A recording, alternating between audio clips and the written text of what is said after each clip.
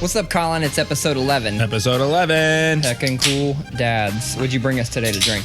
This is Platform Worry No More small batch IPA series. They had a couple different ones.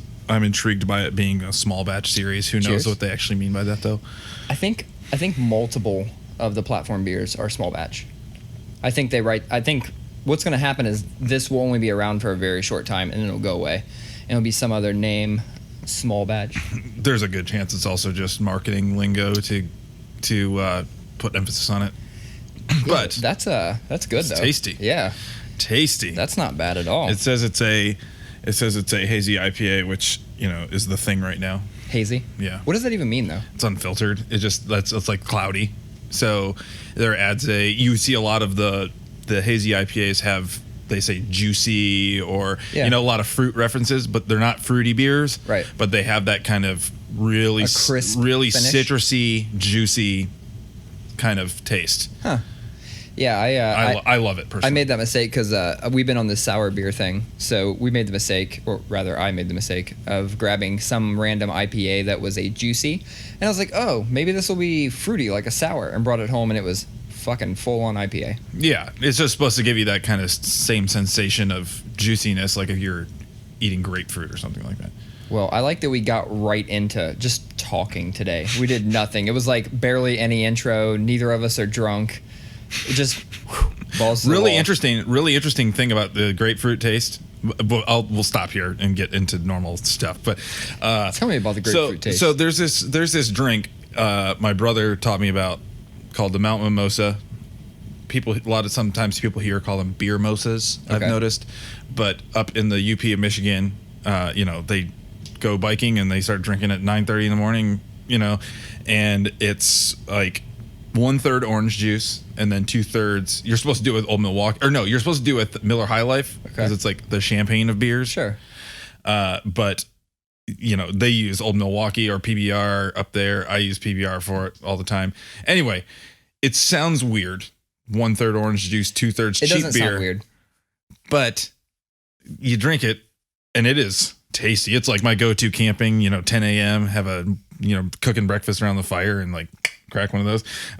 But interestingly enough, what I'm getting at was I was like, one day I was at home and I was just like, wonder what it would taste like if I did it with an IPA instead of a cheap beer in the orange juice. And I don't know what IPA I had, probably Columbus IPA or something simple in my fridge. And I did it just to see what it would taste like. And the citrusiness of the IPA and the orange juice, canceled out the alcohol flavor or like the beer flavor. And it literally tasted like I was drinking a glass of fresh squeezed grapefruit juice. It was so weird. And I gave it to Sierra. I gave it to my friend for them to try too. And everyone agreed. Like it literally was like shockingly weird how much it tasted just like a glass of grapefruit juice, an IPA with some orange juice in it. Whenever we would go back to Lima, which is where my wife is from, we had a set of friends that we would hang out with up there. And the wife, every time we would go out, she would get like a half and half beer. It'd be like half orange juice, half beer. And it was always like that. And she honestly was the only person I ever heard do that. And then just recently we went to Olentangy River Brewing Company and they had something called the Olentangy. Oh, very nice little pun there. And it tasted like orange juice and beer mixed together. But then and my wife hated it, so I drank it. And then they just redid it to add like passion fruit and something else. And now it tastes like a true sour. So about to go back there and drink 10 of them. Before I moved to Ohio, when I would come down here with my dad, he lived off of Olentangy. And I always called it Olentangy when I was like 12. That's what I thought. And just like, oh man, Scioto? Yeah. You Ohio people have some shit to answer for. Well, I mean, I grew up, my first introduction to any weird word like that was Jaeger Street, but it was with a J. My brain couldn't process that at first. I'm like, that doesn't make any fucking sense. That's a J. Why are you doing a yeah? Doesn't make any sense. If you're not from Ohio, Scioto, the Scioto River is spelled Scioto. So it's a pronunciation thing. My grandmother was from Chicago, and as long as I ever remember her saying the word Chicago, Chicago. Oh yeah, Chicago. My mom's whole side of the family's from north of Chicago, so we got into this before. Our parents say some weird shit. They add in letters that aren't supposed to be there. So quick, I guess let's do a quick recap. It's one day past Father's Day. How was your Father's Day? Mine was awesome. I had a lot of relaxation. I got 2 cards, one from the wife, one from the kids, and I got a very nice big box of beef jerky. And if you know anything about me, like that's my jam. That's exactly how you win me over. Nice. And I got to relax and just rest. How about you? Well, I was hoping to sleep in, but turns out we needed to go to breakfast with my mother-in-law at 8:30. So my kids woke me up at 7:30, flipping the lights on and saying Happy Father's Day, and then handed me a little scroll and said, this is your first clue for your Father's Day gift scavenger hunt. So I'm like, all right, well, can I brush my teeth? And they're like, no, you can't brush your teeth. That's where one of the clues is. Like, okay. And I was like, well, let me go to the bathroom with my shorts on at least. I'm not like just wandering around the house in my underwear. And I'm like, so I'm literally just like stumbling through my house. I don't even have my glasses on. And I'm like following these convoluted clues. And they're all riddles that Sierra wrote the night before. Okay, I guess Miles had this grand idea and she just did it for him. So there's all these little notes and it takes me, there's 10 of them, and it takes me on this scavenger hunt all around my house, including out onto like the deck and into the grill and stuff like that. And it all leads back to where my gifts were, which were under my bed, directly where I lay. Very nice. Man, Miles thought that shit was hilarious. Was he just following you around and laughing? Oh my God. They thought that was so funny. And it was significantly funny that it all led there. I feel like that I hope that my family like listens to this episode and that sets the precedence, because next year I expect a fucking scavenger hunt. That shit was tight. Another thing that the kids found hilarious was they got me. It was funny because we were talking last time or the time before about like, you know, that Funkle shirt, like like funny weird sayings and stuff. Yeah. And the boys got me a mug that says, it's just really big, says world's best farter. And then in small print underneath says, oops, I meant father. And I don't know, maybe it was because I was half asleep and it's 7:30 in the morning and I just went on this weird scavenger hunt, but I could not stop laughing. That was so fucking funny to me at 7:30 a.m. And man, the kids were just dying. They thought that shit is hilarious. And again, it was. They're also at that age where anything, if you insert a fart joke into anything, it's like, it's one of the best things ever. My kids, like, the end of every sentence includes butthole or, you know, butt cheek or fart or the end of every sentence. Yeah. I don't know if Hayden's to that level yet. I'm pretty much not going to let my kid hang out with your kids right now, because then he's going to pick up. It's mostly just Miles. Yeah, he's going to pick that up. Now I saw you finished your fence. It's not finished yet. Oh, well, it looks really nice. The whole thing is treated wood. So you have to wait for it to weather. You have to wait months or a week, sometimes months, depending on the climate and stuff like that. I'm going to give it a few weeks and see how it takes stain. But I told Sierra that I wanted to get it finished looking, even if it's not like stained and stuff yet. So I'm going to get it there, so at least it doesn't feel unfinished. It's close. There's one more row along the bottom, and then I got to put the numbers on. The good news is you should have plenty of time to clean your goddamn gutters out. I send you a picture. It's like check out my handiwork that I'm so proud of that I did over the last two or 3 days, and you don't even mention the fence. You're just like, let's talk about the gutters. It's my rooftop garden. Yeah. Well, you can grow some herbs in there for your taco nights. No, honestly, it was, I don't know why. Maybe it's because it was like kind of the center of the picture, or it became the focal point for me. And then I was like, whoa, shit, look at them gutters. And then I sent you a follow-up picture just showing you like the craftsmanship of my mitered corner. Oh, it was beautiful. And the only thing you said was talking about my bare ass feet in the bottom of the picture. God, I'm a dick. Who likes me? Nobody. I can't believe anybody likes me. Oh man. No, No, that was a lot of work, and laundry, dishes, housework, gutter cleaning, all fell by the wayside while I was working on that shit for like 4 days. Yeah, I didn't really get too much. I still have big plans for this basement. I actually started measuring out and figuring out what I need. And I started talking with my friends who do construction and finish basements for a living, just to see what the fuck I was in for. Because I really do want to do most of the work myself. They turned me on to this product called a Ramset gun. Familiar with it at all? Apparently, like, because at the bottom board you have to use like treated because it's touching the concrete, and then you normally like hammer nails in or take a masonry bit and drill in and hammer things in or screws in like Tapcom screws. They turned me on to this thing called a Ramset gun. It basically like it's a little shitty gun that takes a charge that's basically a 22 bullet, but doesn't have the load on the end. And then you load up a nail and you load up this thing and you press it against it and just fire the nail into the fucking concrete. Nice. Into the concrete. Straight into the concrete. And for me, I was kind of like, okay, I feel like that would damage the concrete or something. So I was on YouTube, I mean, for at least an hour watching random people test theirs because they were suspect on it too. People shooting like, because you can buy different size charges, like the ones that have a little more gunpowder that are, they drive it in further and shit like that. So I was watching them test those and basically do everything it said to not do to see what impacts that had. I feel pretty confident about it. I'm going to get one. It's like $100 for the one that has a silencer. So does it like take like a magazine? Like you don't have to reload it every time. No. So there's different ones. Most of them you have to reload every time. You just hit, like open it, put a new charge in, put the nail in the front.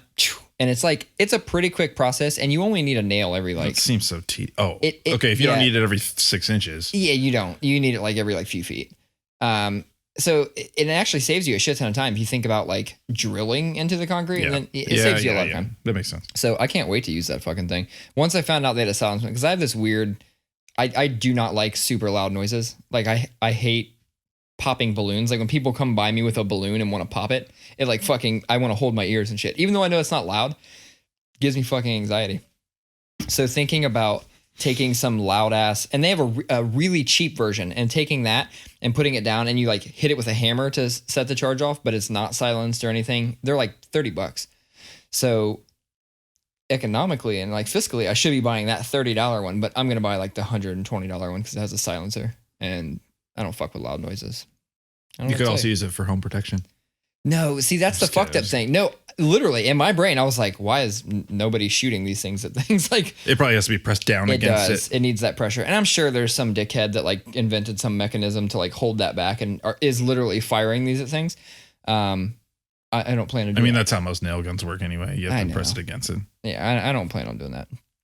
Now, I saw something interesting on the internet when I was trolling around this weekend. Derek Rainey posted it, but it reminded me that like shit like this exists. So somebody was talking about like the game of Hangman, and like what a weird fucking thing that teaches our kids. Has that conversation ever come up in like your circle of friends before? No, but that is crazy. Yeah. Like, yeah. You're playing a game. You get it wrong and die. If you get it wrong, like, you get hanged. Is it like, it's called Hangman? I mean, is it like when did this game get developed? Like, was it like hangings or was it like lynchings? Dude, I don't know. Like, what's the cultural history of the game Hangman? We need to find that out. We do. I have the Google. Maybe I'll look at that here in a little bit. No, it fucked me up because I scrolled by and I was like, ha, fucking PC culture fucking up Hangman. And then I scrolled on and I was like, wait a minute. That is fucking weird. Like, that's kind of a weird thing. And that's never come up in any like circle of friends or conversation or even while I'm weird dicking around online before. So I thought it was pretty wild.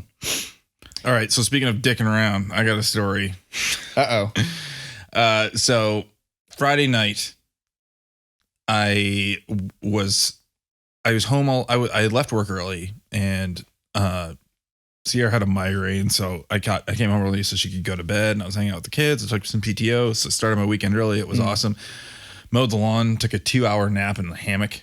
Oh man, that was awesome. Dude, I want like weekly updates on the hammock, like naps per week in PW.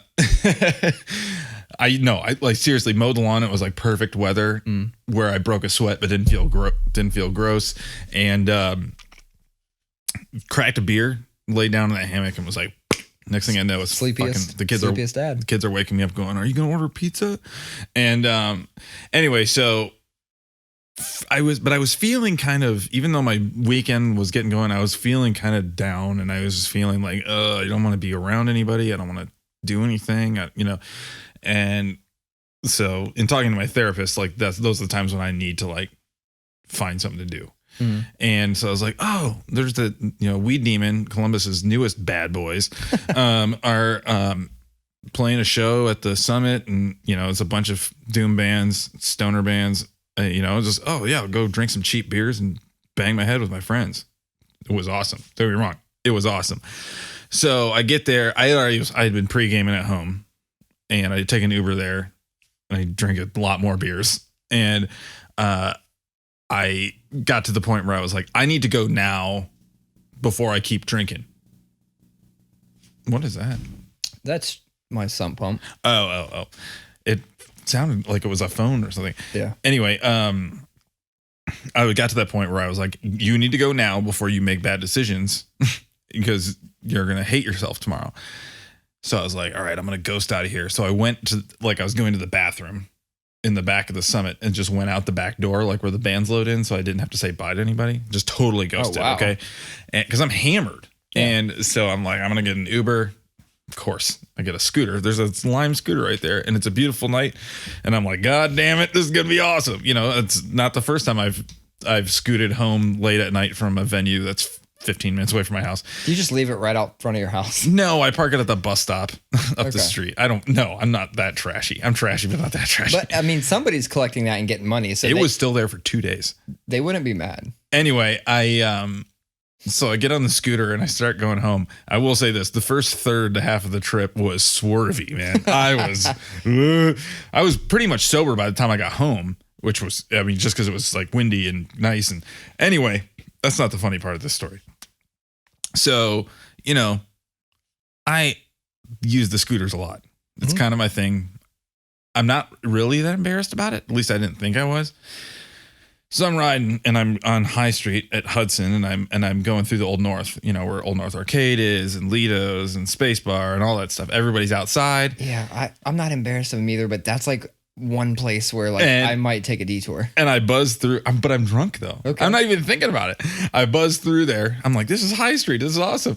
And all of a sudden my phone buzzes, and I stop and look down, and Wes, Equal Vision's The End of the Ocean, their drummer. I just had weird. Yeah, there's a little flex. Also my drummer.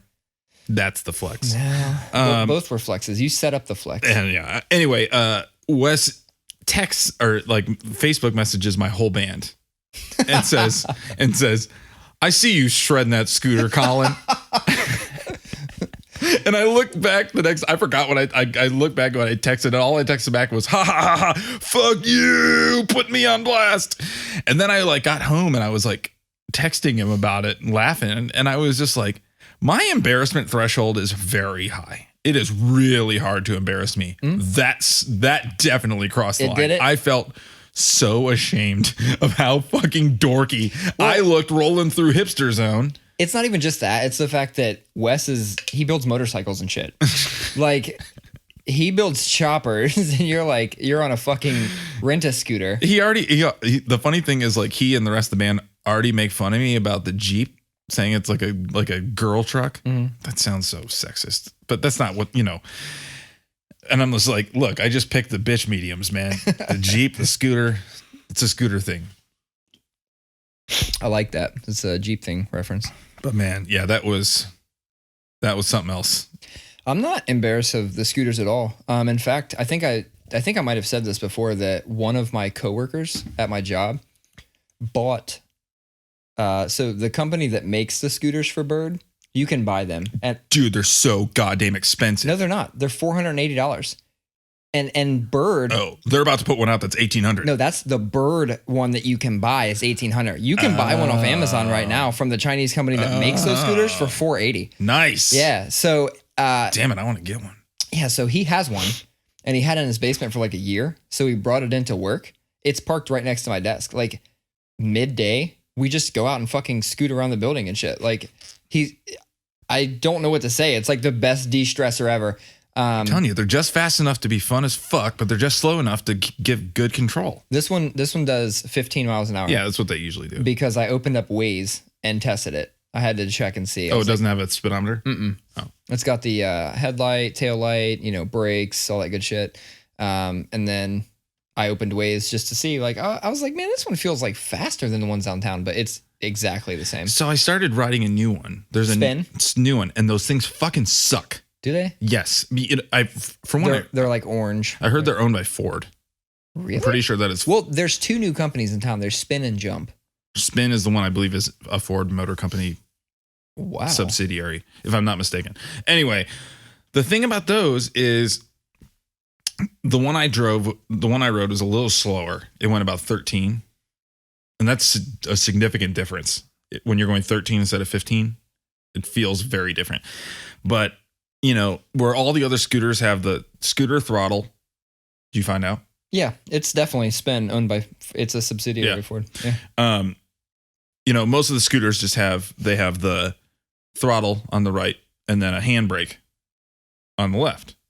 Yeah. A squeezing handbrake and a throttle. Sure. And these ones have you step on the back pedal like a razor scooter, or on the back wheel like a razor scooter thing. And then there's a throttle and then there's a decelerate. So if you throttle up and then you let off of it and slow down and get to a light, and if you've still throttled it on a little bit, it'll just like try to go by itself. Like you have to, if for every bit of throttle you put in, you have to de-throttle it over here. Stupid. Just give me a handbrake. That might be like a safety thing to make sure you're keeping both hands on maybe the scooter. I have mastered riding it with one hand though. I do that shit all the time. You gotta take Instagram stories. I go down and pick up Wendy's. Oh shit. Well, I mean, I used to do that on my bike, but I would I just wrap the bag around the handle. I was gonna say I'd wrap the bag around the other handle and then just. But if I need to adjust or whatever, I've gotten pretty good at it. Yeah, I mean, I fucking do it. I'd be taking Instagram stories and shit. You got to flex on people midday, like when it's like noon and really nice out. You got to let them know that they're stuck at a cubicle and you're fucking riding a scooter around. You just got to do that. I can't believe that shit's owned by Ford. We actually got I think we have one or two more. I was adjusting that so I didn't hit it more. Yeah. We have one or two more spots to allow companies to bring scooters into the city. I can't remember what it is, but we have like two more spots for two more companies. I heard that New York City's just about to let it happen. They've been a big holdout. I can't imagine what that's going to be like. They need to, New York sidewalks are really fucking big. So they might as well just go ahead and let them ride on the sidewalk, because if you've driven in New York, I've never been anywhere that had like a fucking 7-lane, 35-mile-an-hour road. It was like 35 miles an hour, but 7 lanes. It's the equivalent of like, a fucking freeway, but you go 30. One time when I was in Symphony and Peril, we played 2 shows in Manhattan with Donnie Brooke, which is the weirdest thing in the world. It was Donnie Brooke and Internal Affairs and us. And that is completely irrelevant. But we had rented an Enterprise 15 passenger. That's what we did, just because we weren't a full-time touring band. So we just built into our guarantee to cover the cost of renting a 15 passenger for the weekend. Take out the 2 back seats, put our gear back there. Didn't even have to get a trailer. It was great. The catch is with Enterprise, at least, you're not allowed to drive in certain states, New York being one of them, because of liability insurance or something like that. We rented this thing and like signed a waiver saying we would not drive it in New York to play 2 shows in New York. And we get there and we basically drew straws, AKA everybody just pointed their fingers at me to be the one who was going to drive Midtown Manhattan in an illegal 15-passenger van during fucking rush hour. Give it to the Baptist kid. God damn it. It was awful. It was awful. Yeah. We used to That was a very anticlimactic story. That's all right. No, we used to rent a trailer because we had a van. We rented a trailer for a while too when we had a Ford Windstar. Yeah. The first tour we went on in a 15-passenger van, but we took a trailer and it was actually 2 bands touring in one van. So 2 bands, 1 van. It was 9 people in a 15-passenger van and a trailer, and we shared as much gear as we could. So, Mesa cabs, everybody had those. 9 people though in a van like that trying to sleep and shit. The coolest shit though was when we got to this one truck stop and there was this bus full of like cheerleaders, and we convinced them that we were Slipknot. We're like, we told him that Kyle was the clown. We're like, look at him. Look at that belly. That's the clown right there. So it was. Do you have any other like weird road stuff that you guys did, or weird sketchy road stuff you guys did when you played shows? I have two really good ones actually from where we did a tour just in Texas and New Mexico. Actually, one really good one and one that was like, of course this would happen. We went to a truck stop and, you know, did the normal thing. It was fucking Texas. We did the normal thing, get our head underwater, things like that. Didn't take a shower or anything, but just kind of like got our head underwater. They accused us of taking a shower and called the cops on us. And we got fucking pulled over down the road. And the most cliche cop that could be from Texas showed up. He had a big ass like cowboy hat on and he had spurs on his fucking boots and gave us this whole spiel about, I don't know how you boys in Ohio do it, but around here we pay for the services we use and all this shit. And we're like, we didn't shower. Like, you need a fucking key or something to get into the shower room at this truck stop. We just put our heads under the faucets in the bathroom. So we got pulled over for that. And then the best though was the band we were touring with was called Kill Franklin. And they told us like, okay, when we go to Texas and we go to some of these like border cities and shit, do not talk to any pretty girls that want you to come back across the border and shit like that for like 7 cents beers and all this like crazy shit. And we're like, oh, this sounds like a fucking movie. Like, this is bullshit. This doesn't happen. And then I don't know where we were at in Texas, but we had a day off and we're walking down this street that has a bunch of like racks outside and all kinds of stuff. It's like it's a shopping row basically. And then we catch Kyle talking to this like, this real pretty Mexican girl, and we're like, well, that's fucking odd because he's kind of an introvert. Well, not kind of. He's a big introvert. He's usually sleeping until the time of the show and doesn't really socialize and shit. We're like, what's going on? So we go and check it out, and he's like, he basically said fucking line for line. He's like, oh yeah, she said that there's a big party going on and we should all go back to this party. And I'm like, dude, that is literally what they just told us about. Like, they want to rob us. She's taking us somewhere for us to be robbed. We're not going. So yeah, that was like the two big fucking, like, I can't believe we just heard the story. And then Kyle of all people's like, dude, this chick. I went on tour with this band, as their merch guy. I won't name who they are because one or more of them might listen to this and I don't want to put them too much on blast, but, they had, a rule in their van, which was like, you know, like in the old conversion vans or even in 15 passengers, I think there's like that step inside the door. Yeah. You know, you open the doors and there's that step up. Yep. They called that the trash trough. Okay. So when you were like having snacks or fast food or whatever, you just threw your trash in there. And then whenever you stopped, when you opened the doors, whatever fell out and became the property of the parking lot you were in. Wow. It was their way of littering without like blatantly. I mean, that is pretty blatant. Yeah, that's blatant. But another thing this band did that was funny, and then I have a really funny story about a cop being on tour. But another thing this band did was, this happened a lot, where, you know, it's a van and trailer. They would stop to get gas, and they would be at like two pumps, basically. You know, the van's at the pump, and then the trailer's blocking the other one. Mm-hmm. This happened multiple times where like one dude would go to get gas and we would go in and like sit down at a restaurant or like grab some food to eat, and we would like come out like almost an hour later and he just like parked it there. He just left it there at the pump. Oh man. That happened all the time. He's like, I didn't feel like finding a parking spot. No, but here's something. So one time Symphony Apparel was driving to, you know, we played a lot of shows that were like 3 or 4 hours away on Friday night, like halfway to a further destination. Mm-hmm. And there was one time, it was the week between Christmas and New Year's. No, it was New Year's Eve. It was gonna be New Year's Eve because we were playing a youth group lock-in up in Minneapolis. We played it every year, and honestly, I'll be dead honest with you, we hated it. But God damn it, they always gave us like $1,500. They always gave us 2 hotel rooms. They always gave us catering, you know, so it was sellout shit playing this stuff for sure. Anyway, that's true. Don't let anybody tell you otherwise.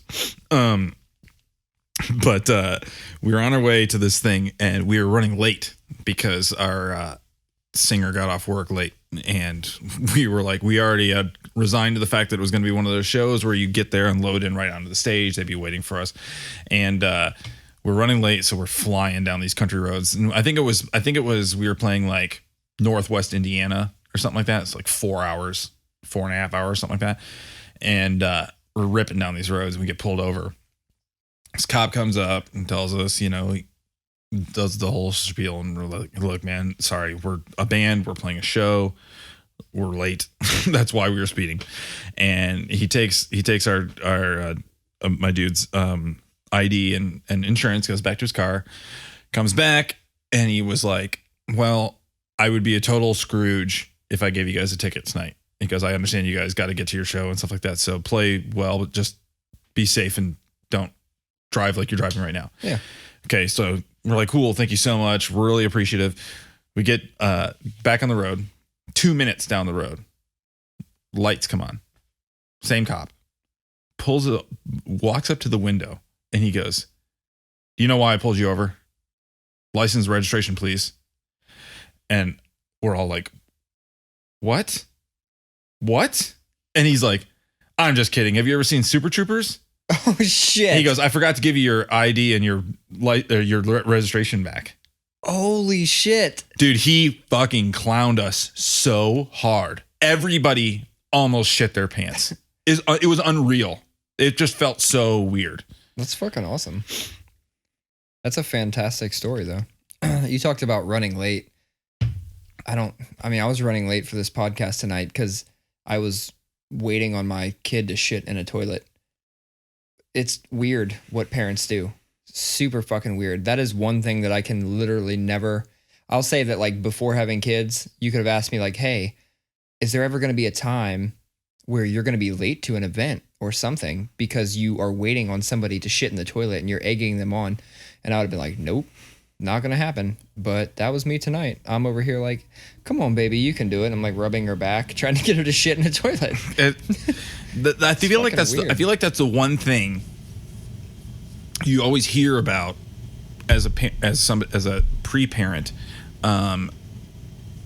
but you don't really get the gravity of it until you are a parent, of how much shit is involved in everything. Yeah. Like, there's always a shit issue, like from what you're doing, like just trying to get your child to take a shit on the toilet, to like, you're 9 years old, there's no reason why you should have that much skid marks. You know what I mean? There's always a shit oriented thing. My thing was like, we tried to do the hippie thing and do cloth diapers for a while. Uh-huh. And like, we got a special attachment for like next to the toilet that's got like a sprayer, like your kitchen sink. And like, if you would have asked like 16-year-old Colin, who was excited to like find somebody to settle down with, have kids with someday, that he would be 24 years old, 25 years old, fucking spraying shit, caked on shit off of a diaper before he puts it in the washing machine. Dude, Jesus Christ, man. I mean, you used to watch my kid, so you know how it went. My kid blew out.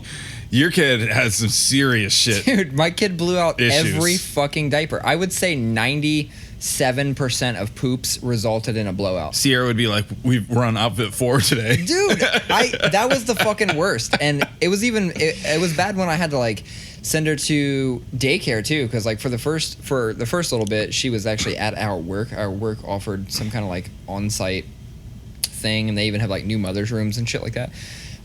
The worst was having to pack 4 and 5 outfits, because I'm like, she might shit, and every shit, it was like a skateboard hitting a quarter pipe, and it was like all the way up her fucking back.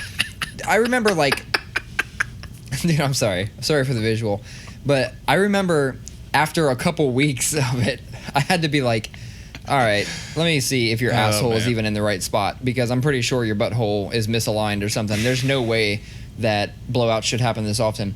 And like all my friends, that are parents, would go, oh no, if you don't have at least 1 or 2 blowouts a month, like you're not feeding your kid enough. I'm like, my kid quite fucking literally has 2 to 3 blowouts a day. And it didn't matter. Like, people were like, try a different size diaper. I'm like, at this point, I'm just going to wrap her in duct tape. Like, I don't know what to do. She won't stop shitting on everything. So Poke holes in Kroger bags. I'm telling you, man, it was bad for a while there. When we started feeding her like solid food, she started taking like shits like there were turds. I was like, thank God it's like slowing them down because she had too much pressure. Too much pressure on those last ones. They just shot right out of the bag. So many people are listening to this right now being like, their hand is getting so close to the turning it off button. I feel like the majority of our demographic are either parents or they're people who are in the position to maybe soon become parents, right? Or they might just accidentally become parents. This doesn't have to do with being a parent, but it's a similar thing that I'm dealing with right now.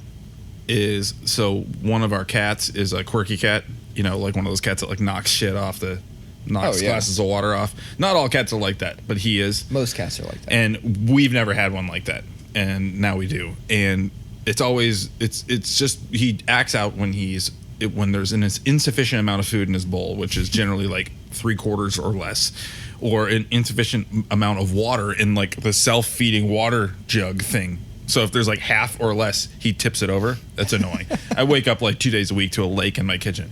But a thing he started doing is if he is dissatisfied with the amount of food in his bowl, he goes to the sink and finds whatever like garbage piece of cilantro or whatever he can find on a plate. What you said that. Did I say that? Yeah, you said that the cat's been eating like rando scraps out of the sink. Oh, I said that. Yes. So, but he does that, but he picks like things that make him puke.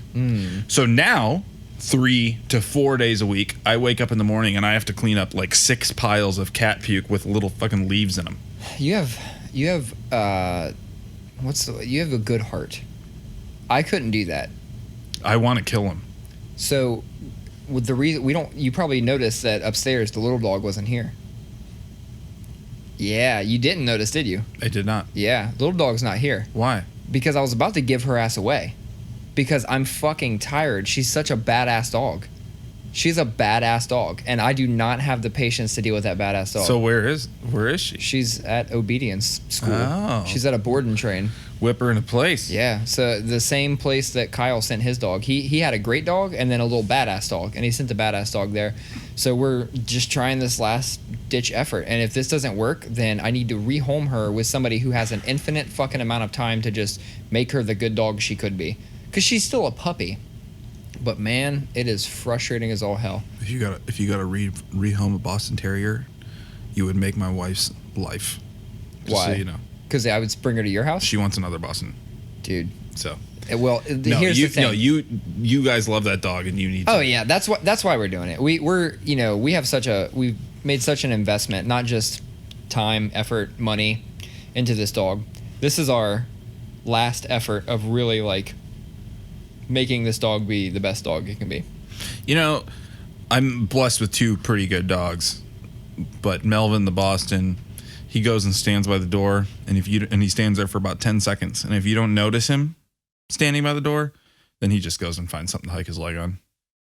Yep. It's the only issue I have. Yeah, but that's enough for me. Like, that's what she's doing. I'll take her out and go all around. We'll be outside for 20 minutes. Everything's good. Bring her in. She'll be inside for less than 4 seconds, and she'll just piss on something. I'm like, oh, I will beat you. Not actually. I won't beat her, but I feel like I got to say that. Do you let your dogs like lick your face and shit? No? Every once in a while it'll be funny and do it, but that generally grosses me out. It doesn't gross me out at all. Like my old dog, like old dog, right? Like growing up, I used to like share fucking ice cream cones with it. Like, no, that's fine. That doesn't gross me out. But it started to gross me out like 2 days ago when I was sitting on the couch watching TV, and I just, subconsciously I heard this, and I was like, and then it dawned on me, and I look over, my dog has just been licking her asshole for like, like a ridiculous amount of time. Like it dawned on me that noise I've been just kind of blocking out while I've been watching a TV show, that's my dog licking its asshole for at least 30 minutes or more. And so then I, the dog comes up and it's like loving on me and shit. I'm like, I can't even deal with you right now. Like, I want to brush my dog's fucking teeth, get it some scope, give it an Altoid. I don't fucking know. This is not my trivial thing. I have a good one actually this week, but a trivial thing is that what you described, that Yeah. When I can hear, like my big dog, Angus, the big lab, he has seasonal allergies like a lot of labs do. And so he's often licking his paws. And in doing so also just like leaves like 10-inch spots on the couch where he's licking the couch essentially around his paws. Anyway, but just that, like I'll be sitting on the couch like trying to watch a movie and it's like a quiet part and shit. Yeah. And it makes me want to like strangle him. Like, just get away from me. Go lick somewhere else. I have a sister-in-law who works in the vet industry. And we asked her, we're like, dude, my dog will not stop licking its asshole. And she's like, oh, you just need to express the anal glands. And I was like, whoa, fucking pump your brakes. There are people to do that. I will not be. You get paid to do that shit. I will not be the one. I will pay you a copay or whatever the fuck I got to pay for you to do that shit. I will drive my dog gross 2 hours away to you. Gross. No, I keep telling her like, hey, why don't you come in town and then you can, bust down those, to your heart's content. Bust down those glands. She hasn't come in town yet. My dog has a vet. I don't want to say a vet appointment because every once in a while we'll just like drop her off and board her for the day, and she gets groomed and pampered and like all kinds of stuff. And I'm pretty sure they bust down the glands because she comes back and doesn't lick on that booty hole for a few days. Yeah, dude, I'm gonna have to watch out for dogs licking my face now. Like, it never grossed me out like forever, and I've always known obviously that dogs lick their ass. That's just a normal thing. Yeah, but something about just the other day, hearing them go to town, the realization, it was just all too real. And for 2 days now, I haven't been able to stop thinking about it. It's you're at work and you're like, God damn, my dog licks her asshole. Yeah. Oh my God, I've been sharing dog anal seepage with. Ugh. Do you have other, we talked about this for a half a second, but do you have other things that like used to gross you out before kids that don't like when I talked about like standing around, like cheering my kid on, hoping she shits and then, wipe her ass and all that good stuff. But to be fair, like stuff like that still really grosses me out. I'm an easily grossed out person. Like, do you get the queasy stomach? Are you like a vomiter if you see people vomit and shit like that? I don't vomit, but I've watched enough Jackass to condition myself to be able to see somebody vomit. Okay. But just stuff grosses. Like if it's like, like gory movies and stuff I can deal with. But if it's like, a surgery show or like some crazy viral video, somebody popping some crazy zit or some shit like that. Oh, Dr. Pimple Popper. Dude, yeah, Sierra watches that shit. Get the fuck out of here, man. I have to leave the room when she watches that stuff. I can't, that's the stuff, I can't deal with it. And so like, even now, like if my kid pukes and I have to clean it up, like I'm like, the whole time.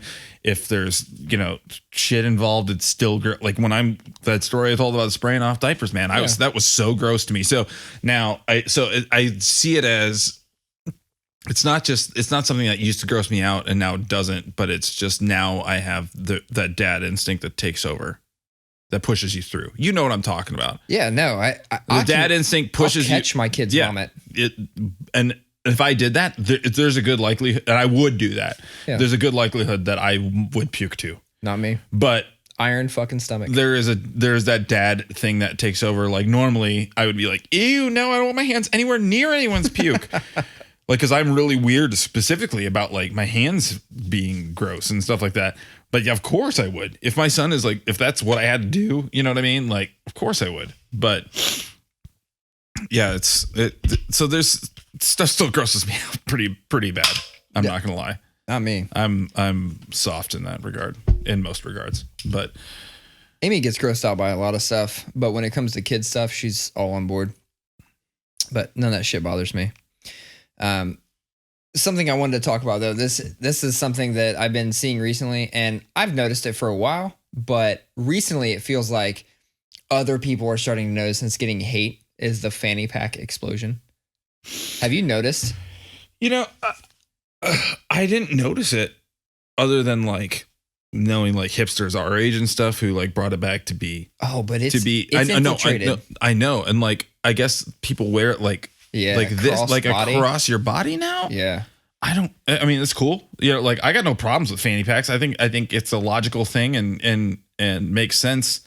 Yeah, they fucking exploded. In the 80s and 90s look tacky as hell, but I feel like, you know, you see a good, you know, punk rock kid with a good sense of fashion who can wear a fucking fanny pack and own it. It's fucking huge in like the hip hop it's weird realm, though. Like Supreme and fucking Gucci and Louis, even the high fashion, like they're making fanny packs and everybody's wearing them, like you said, crossbody.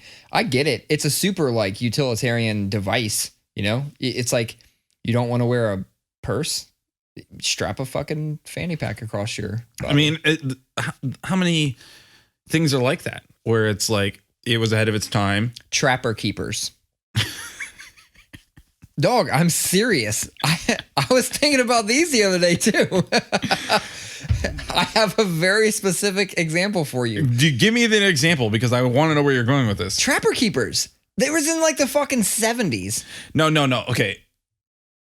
The 70s? Yeah, bro. Trapper keepers originally started in like the 70s and really hit their peak in like the 90s. Okay. Oh, okay. I see what you're saying. But no, they thought this is one company. This is like one thing where they literally thought out every aspect of the design. And like I was really racking my brain on this shit the other day. Like, I'm gonna give some examples. Like as where people started going from class to class. What are you gonna do? You're gonna go. Not everybody has a locker, so you start taking your shit with you. They have the tabbed folders. And here's the best part that people don't even realize. The pockets of the folders were on the sides. Like you slid them in from left to right. Yeah. That's because if you're carrying it, it wouldn't fall off the top. Yeah. Dude, that's fantastic. And there's all the little holes for your pens. Yeah, you got a pouch. The fucking Velcro. That's what I I'm get saying. it. No, Dude, I get it. Ahead of its fucking time. You think like, I'm about to compare a fanny pack to fucking Macintosh. Okay. But, you know, Steve Jobs had an idea in the late 80s, early 90s to take what Xerox was already doing and make it palatable to the masses, and came out with this amazing computer that did things that nobody did that nobody really knew a computer could do graphically. It was completely out of cost range for everybody. My dad had one of those, the Macs that's like the handle, the old Mac that's just one thing, you know? Is it an iMac? No. Oh. I'm talking about like in the 80s. Oh, like they're really square. Same idea. Like even before the Apple IIe's and shit? After that. Anyway. Oh, okay. One of the first Macintoshes. And like it came in like you had like a carrying case, like a gig bag, basically. You carried the goddamn computer. That's really tight. Anyway, he had one of those. He said it was like $5,000 or something in 1988 when it came out. That's crazy. I mean, that's like $8,000 now. Anyway, so they were cost prohibitive. Yeah. You know, but they were paradigm shifting, as it were. They fucking almost went out of business. Steve Jobs got kicked out, got kicked out of the company. Yeah. You know, all this stuff. And that Jesus Christ. That brand almost went out of business. And then here they are, like the most, if not almost the most valuable company in the world. Yeah. They're ahead of their time. And that's all I was getting at. They definitely did the they definitely had the vision when it came to like portable media in general. Like not even just phones. Like even think about like even before they decided to merge the phone and basically your entire fucking music catalog together. iPods. I'll go earlier than that. My dad had one of these before Steve Jobs got kicked out of the company. One of his last big things he did at Apple in the early 90s was the Newton. What the fuck is that? The Newton was a is there a waterfall in here? I think my dishwasher is unloading. It was like take the size of a TI-83 calculator. Okay. And then double the height of the screen. Okay. So it's still that old, like greenish gray screen with black. And then there was a keyboard and there was a stylus. I mean, this was like the smartphone precursor. Apple released it. It failed miserably. My dad had one. Fast forward. What year was this? This was like 92, 93. Okay. Fast forward 15 years to 2007. The iPhone comes out. and it's just like it's like a direct descendant of the Newton. That's fucking crazy. Crazy. I didn't even know that existed. I like Steve Jobs has a vision. Well, had. He's immortal. Yeah. I mean, I feel like that's where that company kind of lost its steam, though. Would you agree with that? It's where they lost their creative steam. Yeah. I feel like Tim Cook has brought them business acumen that Steve Jobs could never have. Tim Cook has made them the company they are. Steve Jobs was the one who had the ideas, and I feel like they have been lacking in ideas for a long time now. Yeah, I don't think he could have made it that company, though, had people not latched onto Steve Jobs' ideas and come over. I mean, because even myself, like, I was counting down the days till that iPhone came out. I'm like, oh, I remember running. I was running on the treadmill at Planet Fitness, and I'm running and I'm watching an ad for this iPhone, just thinking to myself, like, dude, I cannot fucking wait. I am switching away. I'm going to AT&T. I had Verizon for like 10 years. I'm like, man, I cannot wait. I'm switching to AT&T. And then I waited. I didn't go the first. I came in at the 3G. Imagine me, whole life Apple fanboy, being stuck on Verizon because I get half off because my brother-in-law works there. I had to have an Android phone first. Did I ever tell you that one time I called to complain about my account and I got your wife on the line? No. Yeah, dude. You know what? That rings a bell. Like, she probably told me when it happened. Yeah. That was like 10 years. That was a long time ago. Oh, it was a long fucking time ago. But I remember I asked for a manager for something. And yeah, she was a higher up. Yeah. And in comes your wife. And I I was like, oh shit. You're like, it's Jeff. Can you hook me up here? Yeah. I'm pretty sure I got whatever I wanted. But no, it was super tight. That's hilarious. I remember that now. I remember her saying, randomly got Jeff money today. Yeah. It was funny because I can't remember what the fuck I was calling to complain about. Oh, I actually do remember. Oh my God. I went over my data. I was going over my data, and like they wanted to charge me like a disgusting amount back then. I mean, a disgusting amount.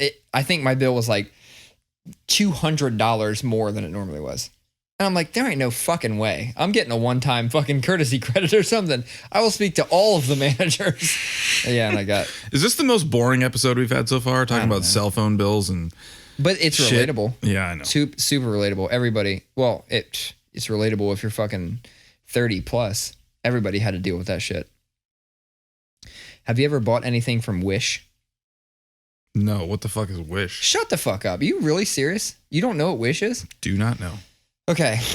So I'm not going to do any justice just because it's the site that comes up and like it advertises to you on any fucking site. I don't get it. It's like on every site and it's weird shit from like overseas.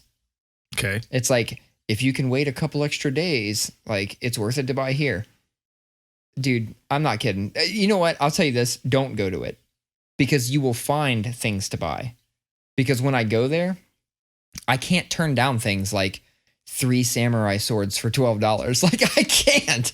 I bought like throwing knives and like, dude, I don't even know all the shit I bought. I bought a fake gold necklace with like a big charm on it because I was like, I'm going to put this on my daughter and take a picture. Like, this will be funny. And it was like $1.80 for like you just got some poor guy had to put it in a box, had to tape it shut, had to send it to your house, had to deliver it so you could do a fucking joke by putting it on your daughter and taking a picture. And it took like a weird long time to get here. You know, it was like 6 weeks. While we were setting up, you were talking about a GoPro, and you were talking about you had a fake knockoff one. I called it a faux pro. And I said, was it from the depths of the related items on Amazon? Oh yeah. And it is amazing. Amazon, like, it genuinely freaks me out a little bit, like how it is just like a worldwide weird marketplace. Mm-hmm. And like Beatrice will always be like, she'll be watching some YouTube video or playing some app and something will come up that she'll ask Sierra to look up on Amazon. And Sierra's a big Amazon orderer. A box shows up on my porch like every fucking day. That's minor leagues. Go on. And but It's fucking minor leagues. You're like, you're not a true millennial, dude. But it's always like something will show up and B is like, oh, I've been waiting for this for like 3 weeks, and it's like from Hong Kong, and it's the wrong size, whatever it is that she wanted. This isn't what it would look like, and it's like, that's because you were deep in like the depths of Amazon. Weird shit, weird cheap shit. Well, okay, I agree with that to an extent. You kind of like know what you're getting yourself involved. It's like going to Wayfair. You ever buy anything off of Wayfair? True story. I've yet to respond to the email. I've gotten 2 emails in the last 3 days. Wayfair's trying to poach me to be on their UX team. Shut the fuck up. I'm not interested in moving to Boston. Oh, you got to move? It'd be in Boston, and I don't want to quit my job. I love my job. In this day and age, it weirds me out that you have to move to be in any type of like modernized company. Like they either offer remote positions or they have offices there. But no, Wayfair is one I'm of those. not interested in the job because I know at least one coworker listens to this. I love my job. I'm staying. Dushunt. He's been called out 3 times now. He has. Yeah. No, Wayfair's tight though. Like, yeah, no, it is. We've ordered. Fuck, we just ordered the shit I was talking about last time. The furniture for the back porch came from there. The shit that we have in the front room, some of it came from there. No, I have more than one friend that's ordered from there, and their shit showed up and it wasn't exactly as pictured, or color was off, and Wayfair has literally said, "Okay, we'll just credit you back." And they're like, "Well, what do you want me to do with the stuff?" And they're like, it's too much hassle to send it back. It was a fucking couch. It means nothing to them. It was a couch. It means nothing to them. You know what they did when I called them for mine? Because you best believe I fucking tried. I was like, hold up, let me call these fools and see if they'll credit my couch back. They're like, okay, well, we can arrange for pickup. I was like, how does this shit happen to everyone else but me? I think it's certain vendors. I had an issue. This same thing happened to me like a month ago. We got a new bed from Target. Okay. Mm-hmm. And I was skeptical in the first place because I've had furniture from Target before, and generally it is big fucking piles of shit. But it was nice. It was a nice bed. It's the style we wanted. All that. Got it. It comes in three cartons, and start taking it. I take everything out of the boxes and start to build. And I get the headboard put together. And I get the side rails put together and attached to the headboard. And then I go to put the footboard on. And I had taken everything out of the boxes, but I guess I wasn't paying attention closely. But like one of the legs was completely broken, shipping of the footboard. So I'm pissed because I got everything out of these 3 fucking boxes. You probably already dismantled your other bed. We had a mattress on the floor. Yeah. And I got half the bed put together. And so I angrily use the chat bot on target.com because I don't feel like talking to somebody on the phone. And respect. And I talked to a real person. At least I seemed like a real person. I know those bots are crazy now. But I was just like, look, I straight up said, I'm not packing it up and sending it back. I have everything out of the box. I have the bed built. So I was like, you can either refund my money or send me another part. Just the footboard. I gave him the part number and everything. And she got back to me 2 days later and said, the vendor is unable to send another footboard. So here's what we can do. We can refund your money or we can send you another bed. So now I have a whole king size bed in my garage that just has a broken fucking footboard that I could probably fix if I really wanted to. Show me a picture of it. I might be interested. I'm down with that.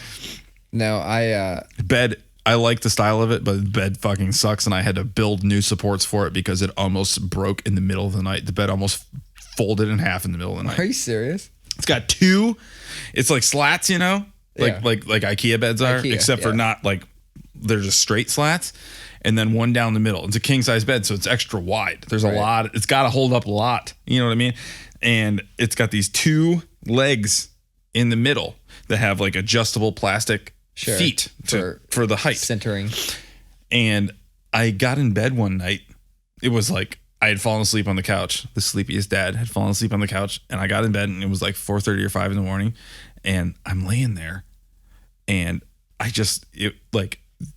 B was in the middle of the bed, Sierra's on the side of the bed, and I'm on the other side, and I'm just laying there, and all of a sudden, I just heard it creaked, and I was like, did I just sink a half an inch?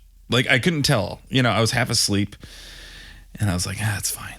And then 2 or 3 minutes later, it was like, and I literally dropped a solid inch or two. And I was like, I slowly got off the bed and turned the light on and got underneath, and the little plastic feet basically on my floor had just slipped out like that. And it was within a couple millimeters of just going like that. Uh-huh. And I walk around the side that I pick up Beatrice off the bed and lay her on the floor. She's sound asleep. And then hard ass floor. I wake Sierra up and I was like, the bed is about to break. No sudden movements. It's 5 a.m. It's a good thing it wasn't sex night. I know. Believe me, I thought about this. Be a fucking bed taco. Fucking. And I was like, wake up, and she's like this. She's doing that like she's was dead asleep. You know what I mean? And I was like, slowly roll off the bed. Don't put any pressure on the bed. I mean, it was going to fold in half. I mean, so I took fucking 4x4 cedar things and then made 6x6 plates for them. And I have 3 huge supports underneath the middle of it now. It's solid as a rock now. But my God, it always fucking pisses me off when things show up and I start putting it together. And immediately I'm like, I don't know if you're this type of person, but I look at it and go, I could have made this. Yeah. Every fucking time I'm like, I could have made this, but bullshit. No, I couldn't have, or else I would do it. Or you know what? They did it, so you didn't have to. Yeah, I know, but I fucking hate. I was looking at your patio out back, and it's just I'm a big DIY guy, and I'm excited to DIY my patio. And I look at yours, and I'm like, God damn it, he just paid for that, and somebody showed up and did it. Yeah, yeah, it's super tight. The moment I put the picture up, I had one of my friends who's a big DIY guy. He hits me up immediately. He goes, we could have done that together. And there's always a guy. There's always a guy. I went, I know, but we just wanted to do it. Our life is crazy right now. I've got this dog that won't stop shitting on the floor. I got a kid who won't shit in the potty. I just wanted it done. And, they did it in 2.5 days. He's like, if you don't mind me asking how much you pay for it. And I gave him the number and he goes, I'd do it for half that. No. It was a quarter or a third. It was a third. He's like, we could have done it for a third. And I said, I don't give a shit. It's done now. Yeah, I don't give a shit. It's done now, and summer hasn't even started yet. Right. So. We're getting quotes to get our house painted, and I'm getting I actually do got a guy. I'm getting a handful of quotes on it, and the first quote I got was $4,000. And I had a friend who told me to expect 3 to 5. So I knew what I was coming into. I got another quote on Sunday morning. Fucking $8,500. I literally laughed out loud at my phone. And my wife is like, what is so funny? And I was like, these motherfuckers want to charge double what that other painting company wanted to do. Yeah. It was $1,700 just for the fucking window trim. Get the fuck out of here. You see, this might be one. Painting is one of those ones where I might just suck it up and do it. I'll go buy me a fucking Wagner power roller or whatever those things are, those fucking paint guns, and knock it out. But other than that, I actually have friends. I have family who does painting. I don't see you have a 2-level house, so your house's footprint is you have a straight 2-level house, so your house's footprint is smaller than mine, whereas my house is a sprawling thing that has tons of wall to paint. Yeah. And what you think because my house is 2 floors that it ain't got a wall up there? It's got the same wall. But I know, but I live in a sprawling split level. It's no more walls. You're probably right. It's the same amount of walls. Yeah, that was a really stupid thing to say. Your house is taller than mine, therefore you have less walls. Yeah, if you just hack it off right in half, idiot, and move the second floor. Yeah, over you're here. right. You're right. Fuck, man. I was. It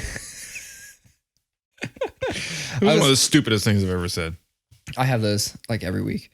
No, I was thinking about like old stories the other day. You know how like you get on Facebook and like it's like this happened 4 years ago today and shit like that. You ever get those like memories that pop up? Well, I use the app Time Hop. It's the same, isn't it? The same shit. I mean, but what the fuck is Time Hop as compared to memories? You plug in all of your social media profiles and does it all in one. So it's like on this day 1 year ago, you posted this on Twitter, this on Instagram, this on Facebook. And my shit would all be the same shit. I just sync my shit together and post on one, and it goes on the other ones. Well, that's because you tweet. I don't sync anything though. What? I have different social media personas. Oh God! All right, we gotta get into this. Tell me about it. What the personas, fuck are you talking about? Not personas. It's you not said like, personas. I know, but it's not like some sort of fucking like schizophrenic thing where I'm like a different Colin here and kind of. But on Instagram, you're saying you interact with them differently. Yeah, for sure. Like, I'm not interested in sharing things on different platforms. Like Facebook is like if I want to like Facebook nowadays is really I just want to know about events or I'm gonna bitch about something. You need more characters. Knowing that a long form conversation will ensue. I'm a big Facebook commenter. We all know this, and I love that shit because I like having the conversation.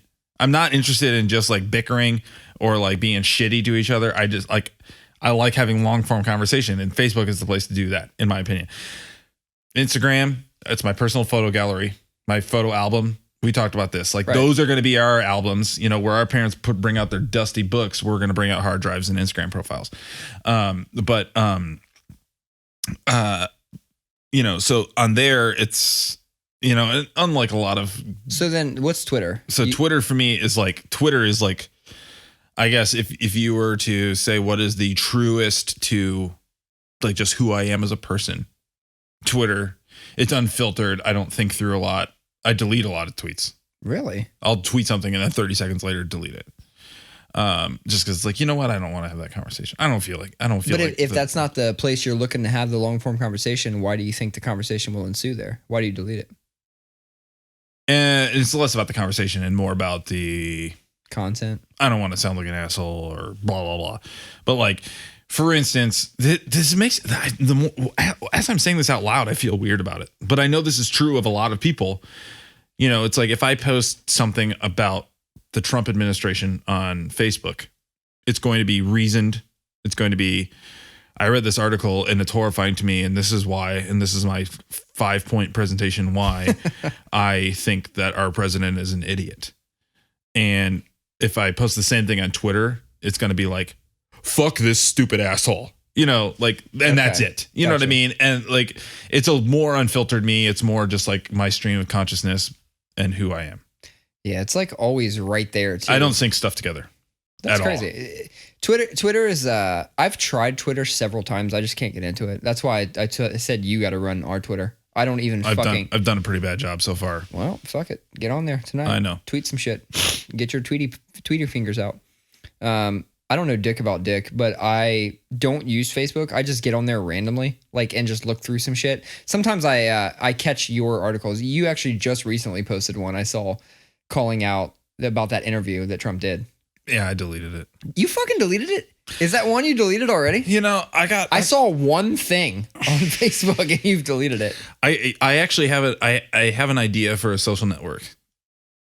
Well, don't say it here. No, I'm going to say it. I've said it to a lot of people because I'll never make it and I don't give a shit. Somebody else can take the idea and make a lot of money off it. I don't care. All right. Well, if you take this idea, let him be the user interface. Throw a guy a bone and give me some royalties or something. But Snapchat for political discourse, because I feel like you got a solid day posting something on Facebook.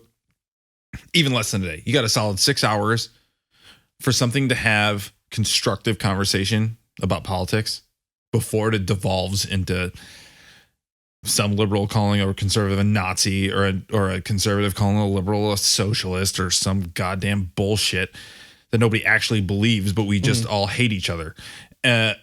So my idea is that they're self-destructing political posts. You have X amount of time to discuss it, and then it goes away. And then it goes away. That's how I treat my Facebook page. I post something, and then my father-in-law comments on it, and he and I are diametrically opposed. And then we get into an ensuing conversation where we understand the way each other argue, but then other people come in and be like, why are you being such an asshole? It's like, no, he's my father-in-law. I get it. Like, we're cool. This is fine. I like this.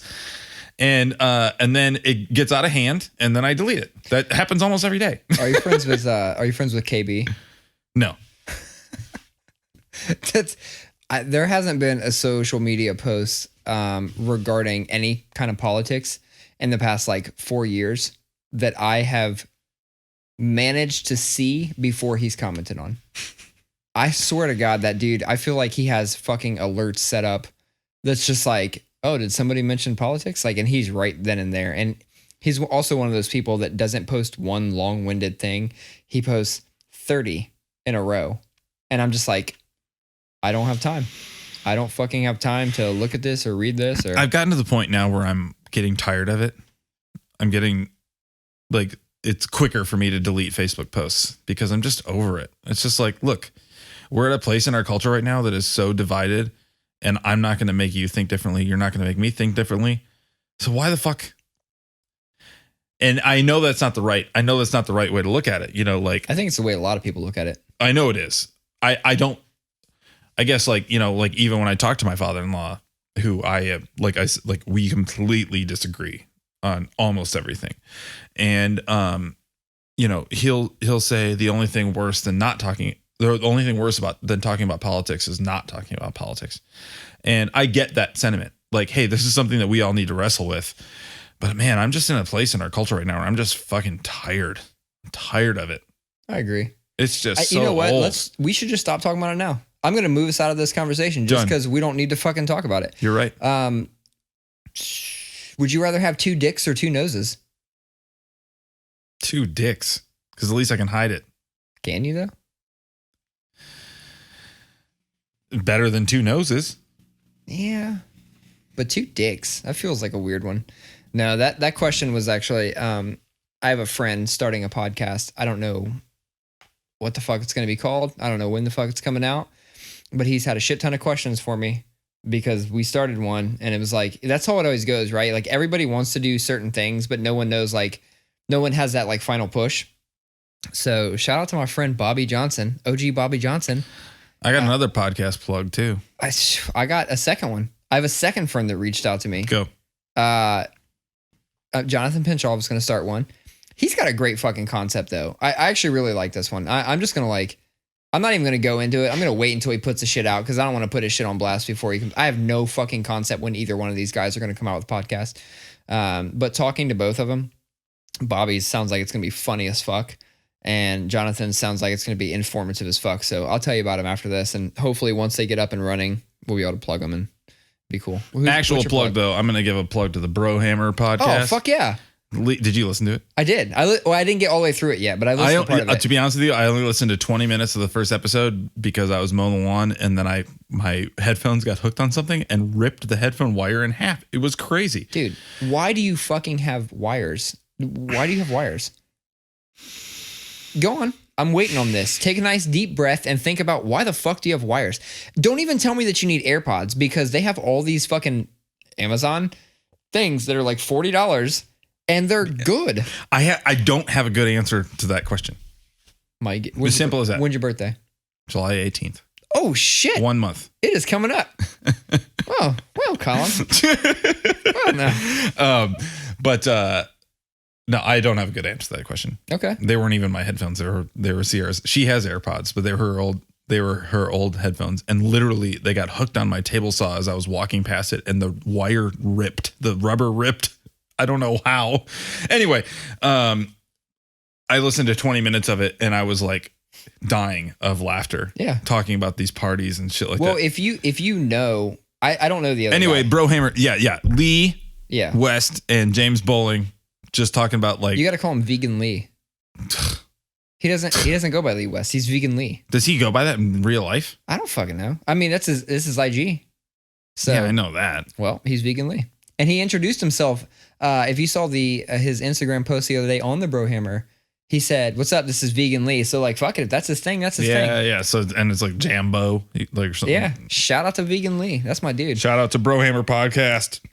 No, I listened to part of it. And like, if you know Lee and you've spent any amount of time drinking with him, like, First story involves him falling off a third story balcony and spending the night on the second story after falling off. That shit had me laughing so hard. Didn't I get into it one time on here and talk about like the reason I like beers? Because I went to a show and then I ended up at a after party in West Virginia. Did we not talk about that? No. It was with Lee.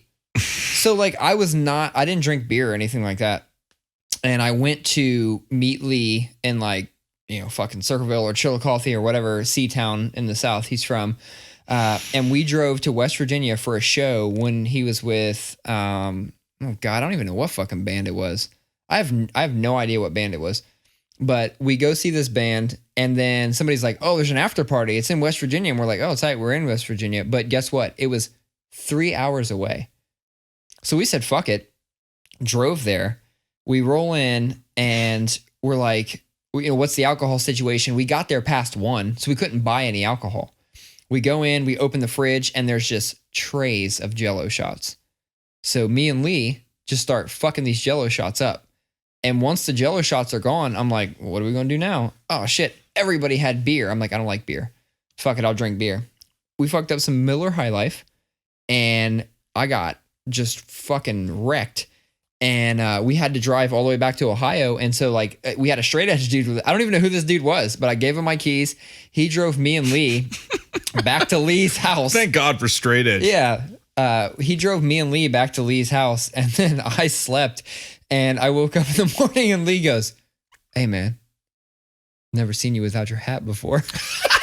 I was like, what? He was like, yeah, dude. I've never seen you without your hat before. You don't have a hat on right now. I was like, damn, I guess I do wear a hat a lot. That's hilarious. Yeah. No, the reason I drink beer is because of Lee. Shout out to Brohammer Podcast. Yeah. A podcast for bros. Yeah. But It's did not. you get, I didn't get into a lot of it. They said it was going to be about like that shit that they were talking and then also like weightlifting and stuff like that. But I didn't get that far. Not by choice. Yeah. We are 1 hour and 16 minutes in. And after this, you know what I'm going to do? What's that? Cancel my free subscription to HBO. Well, why is that? Because my fucking daughter pushes buttons on the Roku. Oh, she ordered it? She just straight ordered HBO.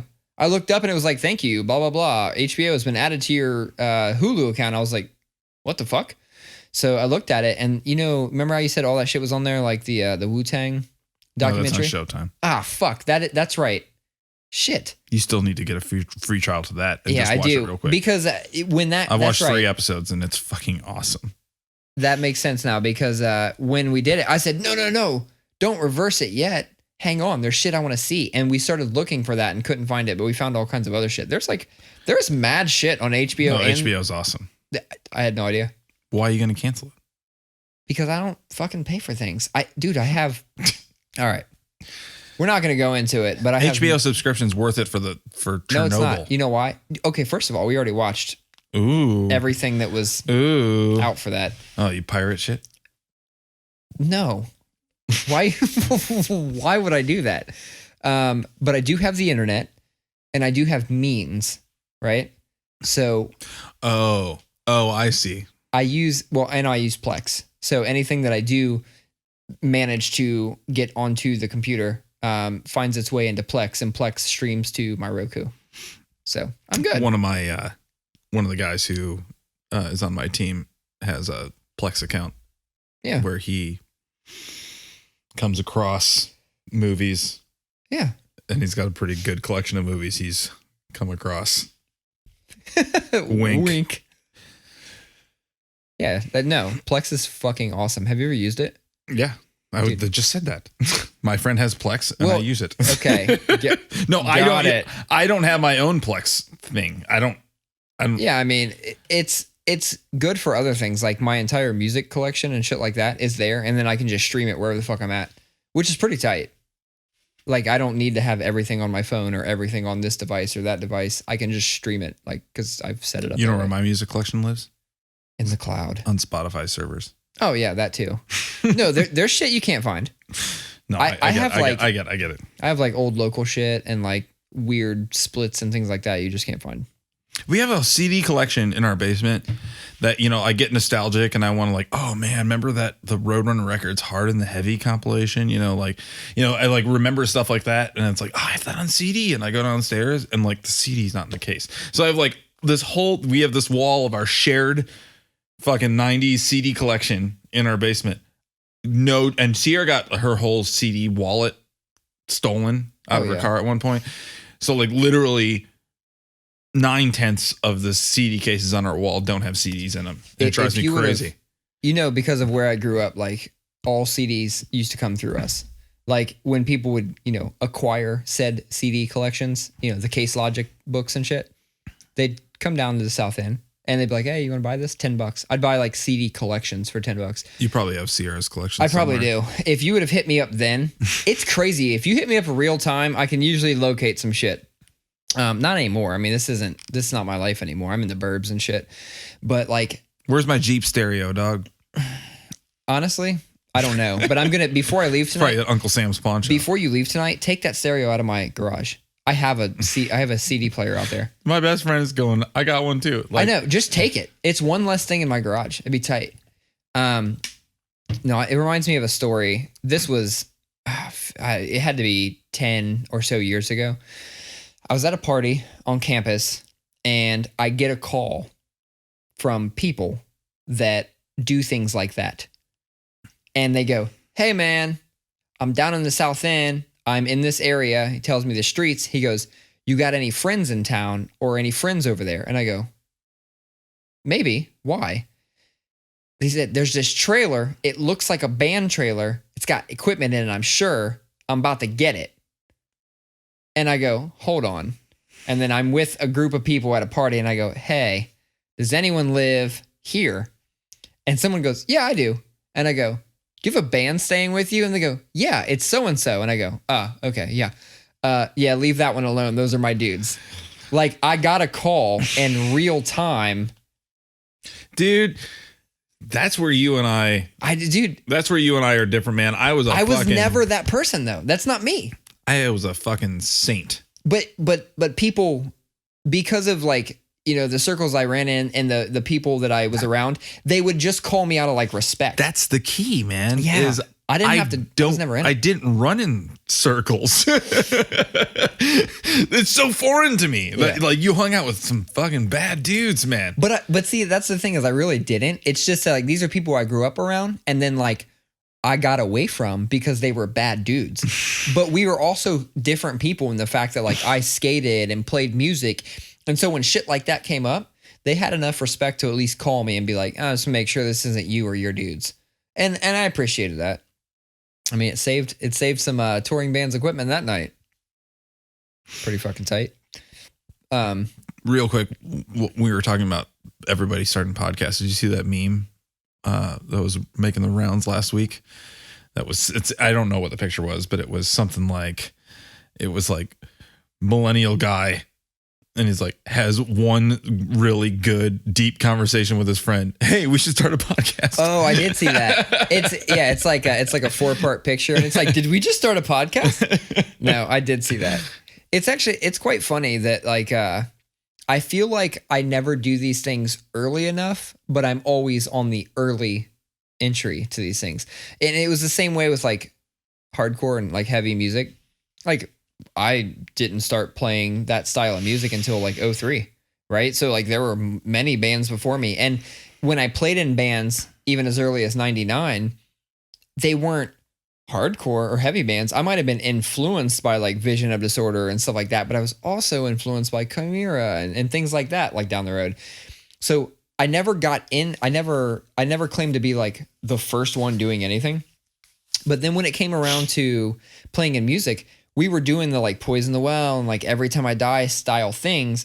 And then a few years later, it was like so oversaturated and you could find 100 bands like this and yada, yada.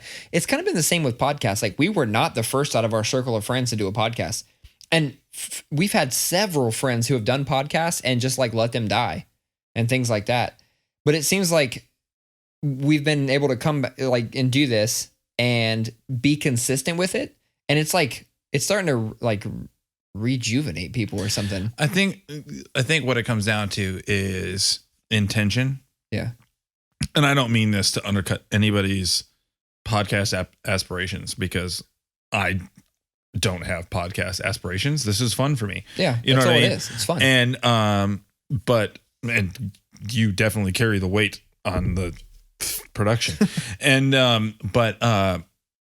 it's, you know, to me, there's a huge difference between, and I feel like this doesn't just apply to podcasting. It applies to anything really creative, any ideas. But, you know, there's a big difference between, oh man, we need to start a podcast. There's a big difference between that, because it sounds good in theory. Doing a podcast sounds awesome. There's a big difference between that and the intention of, you know what? No, I want to do this because, dude, I'm hanging out intentionally once a week with a friend who I'm getting to know. You know what I mean? And we're talking and laughing and drinking beers and having a good time. To me, that is the intention, and the podcast is the means of doing it. Does that make sense? No, absolutely. So I think that's the thing. If you're trying to get out there, and I'm talking like somebody who's like a podcast veteran, but this is episode 11. But you're going out there being like, I want to start a podcast. It's like, cool, man. But like, make sure your intention is like more than that. You know what I mean? Like I don't care if we're recording this or not right now. We're hanging out. No, I agree. And it's funny because like throughout the week, I'll try to think up like, I don't want to say think up, but like things will cross my mind, or like somehow a conversation came up with somebody else, or it'll remind me of something. And I'm like, oh, that's funny. I wonder what Colin thinks about that. And that's my trigger to go, I should write that down as I'll ask him a question or a podcast topic. And I have this huge list that like we never really get to, because we end up just kicking it and bullshitting. And we usually cross like 2 or 3 things off the list. But having a docket and like, that seems, I don't know, that just seems not fun to me. Yeah. Like prepping and having all that pre-work, that just seems not fun. This is more like a couple of guys getting together with beers, bullshitting. We have a lot of random shit in common. I do have something though that I thought of today that I wanted to ask you, because I definitely have this, but this is a gear shift. But do you have a record that is like the way that record affected you, continues to affect you? So this is like, this is like a among your favorite records of all time. Mm-hmm. That is your metric for judging other records against, as far, not sonically, but as far as just feeling like, man, like I like that helps you fall in love with a record because it gives you the same feeling that such and such record gave. I have them per genre.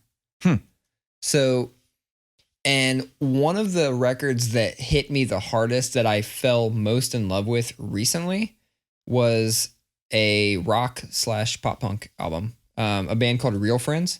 Mm-hmm. Their album Composure. I like that record start to fucking finish. And I like the lyrics. I like the content. I like it sonically. I find it interesting. Everything about that.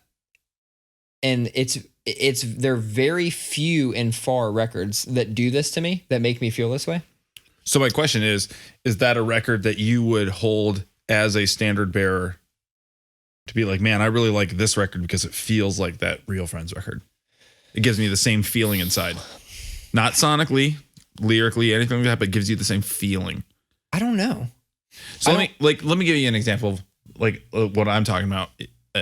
For me is Frank Ocean's Blonde album was a record I didn't like that much.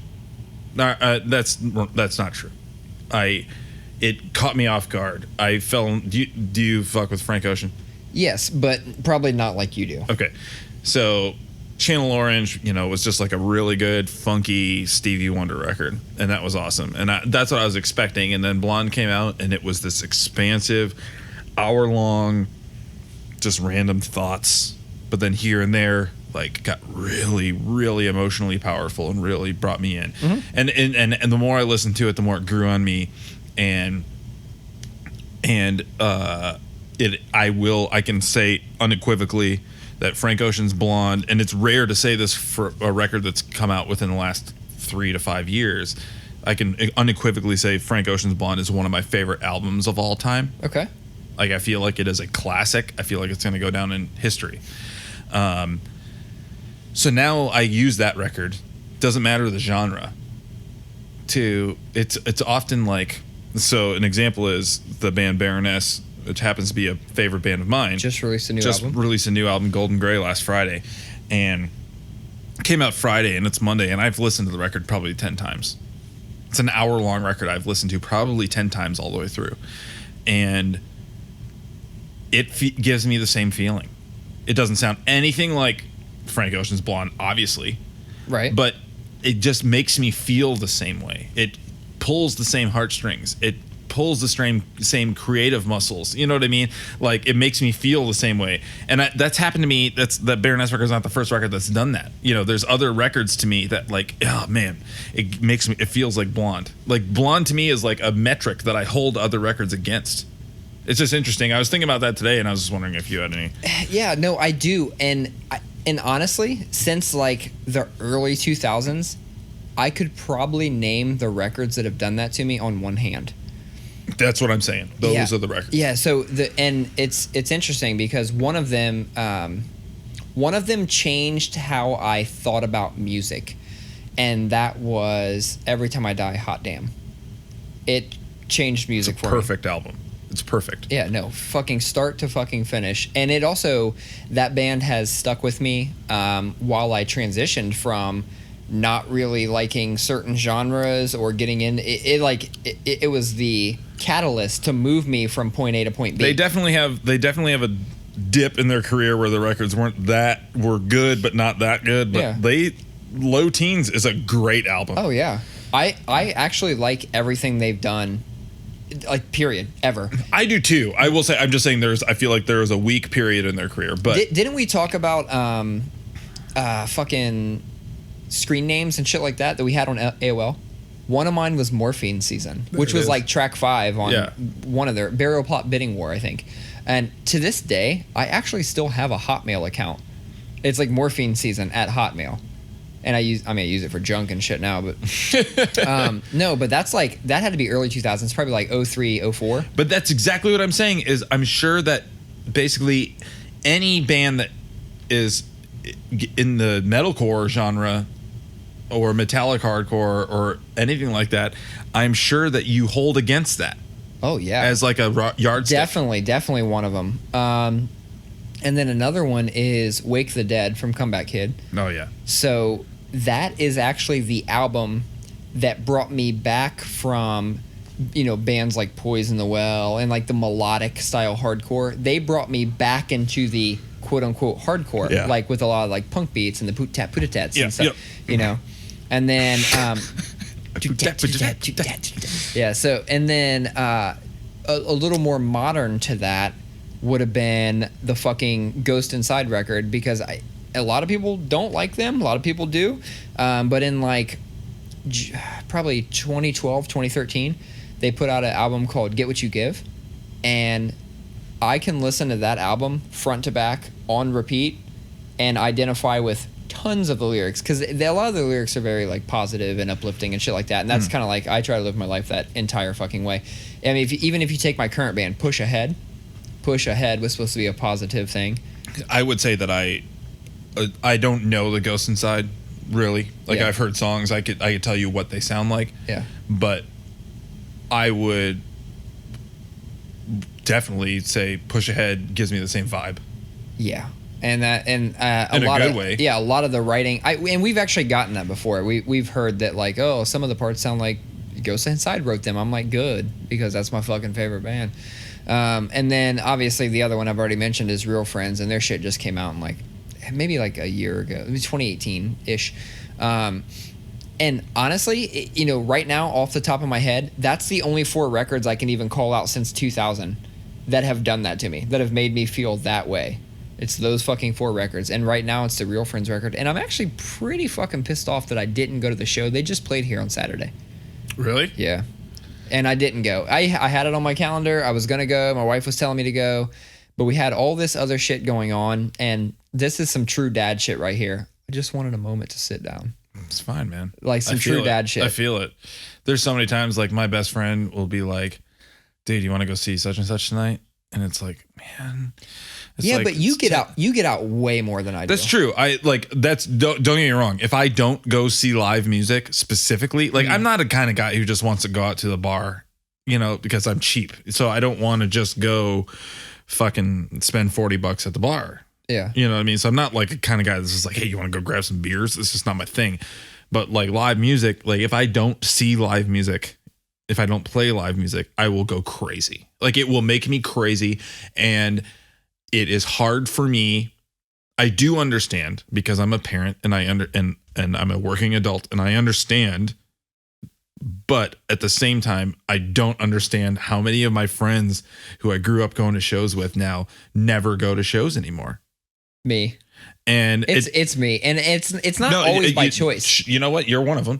But like one of my best friends from Michigan, growing up, like I went back up to Michigan to see Thou and Emma Ruth Rundle a couple months ago, and it was like an amazing show that I literally drove up there for because I could stay with my mom, and like I tried to get him to come to the show, and he was not about it. And that's fine, man. That's your story, man. That's the way you want to roll, and I have no judgment. I just don't get it because I would go fucking crazy. And if you're totally cool with driving up to Michigan for a 2-hour meeting, you're totally cool driving up to Michigan for a 4-hour show, Colin. Well, I stayed for the whole weekend. Exactly. But no, like it's no judgment by any means. Like live your story. But like for me, dude, if I was not seeing a show if I'm not seeing at least 3 to 5 shows a month, I'll go crazy. I'll go fucking crazy. I haven't seen 3 to 5 shows in a year. It's crazy. I'm going to start. I'm going to start going back to shows. I've been feeling it. We actually have Push Ahead has a show coming up. Don't know when. Can I plug one real quick though? Go for it. 2 weeks from tonight. Well, tonight is Monday, the 17th of June.